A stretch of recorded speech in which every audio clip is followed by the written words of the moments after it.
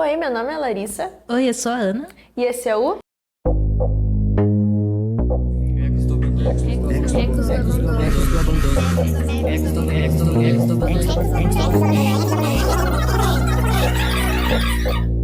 Ecos do Abandono.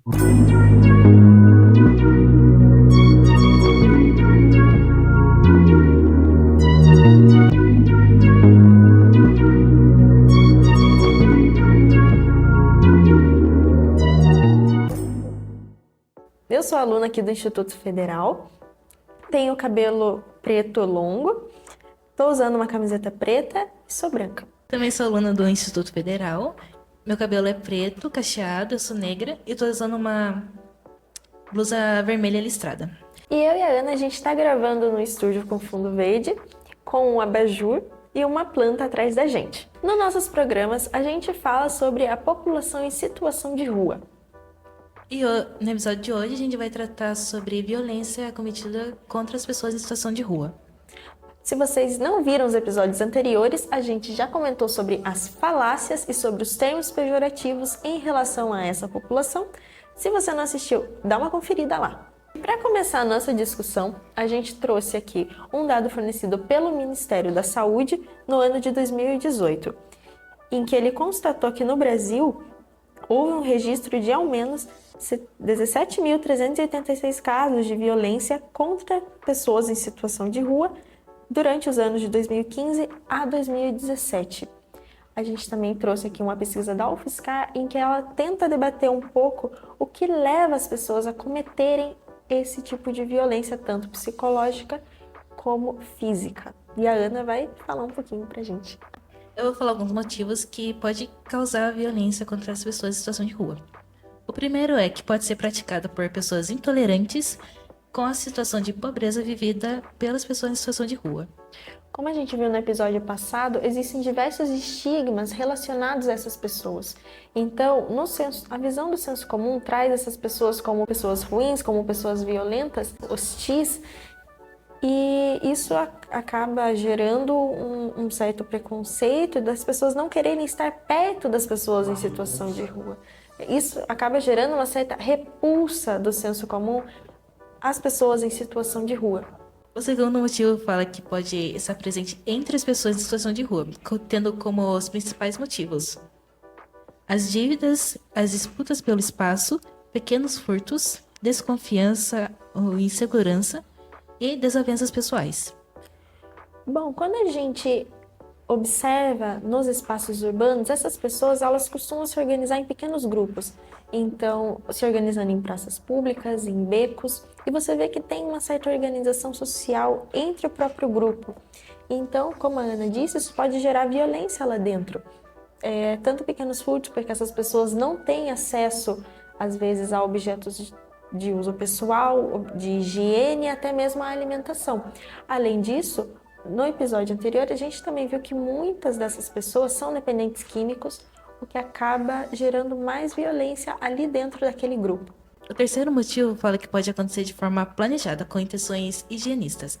Nesse caso, a gente pode ver que pode ser praticada por policiais, pessoas contratadas por comerciantes ou moradores que se sentem prejudicados pela presença dessas pessoas em frente aos comércios, ao redor dos domicílios, monumentos e cartões postais das cidades. Bom, isso também casa com a nossa explicação anterior sobre a questão do preconceito. Então, um dono de um comércio não gosta que a pessoa em situação de rua fique na frente do seu comércio porque acha que vai Prejudicar a vai imagem. desvalorizar a imagem da loja. Para o senso comum, quando essas pessoas em situação de rua elas ocupam espaços públicos, é como se elas estivessem atravancando aquele espaço, como se elas não devessem estar ali, como se não fosse o espaço delas. O último motivo fala que pode acontecer a violência sexual, relatada com frequência pelas mulheres, e praticada por homens em situação de rua ou não, e com o potencial de causar danos físicos e mentais irreparáveis na mulher. Como essas mulheres elas se encontram numa maior situação de vulnerabilidade, os homens acabam se sentindo no direito de violentá-la porque acham que ela não vai ter a condição para se defender, não vai ter segurança necessária para se proteger. E isso acontece, como a Ana falou, tanto com homens que estão dentro do grupo social das pessoas em situação de rua, como homens que não estão. Bom, a Ana citou ali como um dos motivos a forma planejada de violência. E aqui a gente trouxe uma notícia publicada pelo G1 no ano de 2023, em que duas grandes capitais, sendo elas São Paulo e Belo Horizonte, que em pleno vigor do inverno decidiram aumentar a repressão, retirando objetos, cobertores e até documentos dessa população, que encontra dificuldade de se abrigar com a arquitetura hostil das grandes cidades, com cada vez mais grades, muros e obstáculos até mesmo sobre os viadutos. Bom, para quem não sabe o que é a arquitetura hostil, ela consiste basicamente na construção de bancos ou assentos irregulares para que essas pessoas em situação de rua não consigam se acomodar ali. Outro exemplo é colocar objetos pontiagudos em lugares onde essas pessoas possam se acomodar, como embaixo de pontilhões ou qualquer outro espaço. É como se fosse um certo tipo de limpeza que as pessoas tentam fazer com essa população para que elas não ocupem o espaço público. E como forma de fazer essa dita, entre aspas, limpeza, as pessoas acabam cometendo violência, algumas delas psicológica. Aqui a gente trouxe um dado do Disque 100, que é o Centro de Denúncia de Violação dos Direitos Humanos, em que nos informa que no ano de 2018 foram feitas 889 denúncias das pessoas em situação de rua. 773 dessas denúncias eram relacionadas a negligências, então de violências psicológicas, como humilhações e xingamentos. Outro dado que a gente trouxe aqui também é do Observatório Brasileiro de Políticas Públicas com a Pessoa em Situação de Rua. Ele foi divulgado em agosto de 2022. Fala sobre a capital mineira, é a que tem maior proporção de pessoas em situação de vulnerabilidade entre todas as capitais do Sudeste.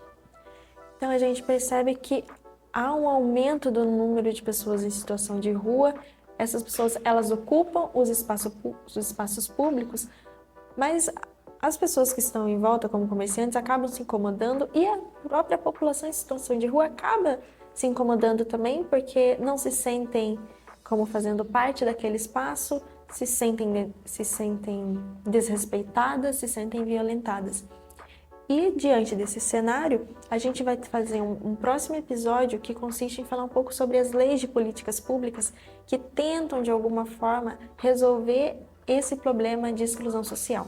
Bom, o episódio de hoje vai ficando por aqui. A gente espera muito que vocês tenham gostado. Façam comentários nas nossas redes sociais para que agregue mais ainda nesse debate tão importante no nosso dia a dia. Então, é isso e tchau!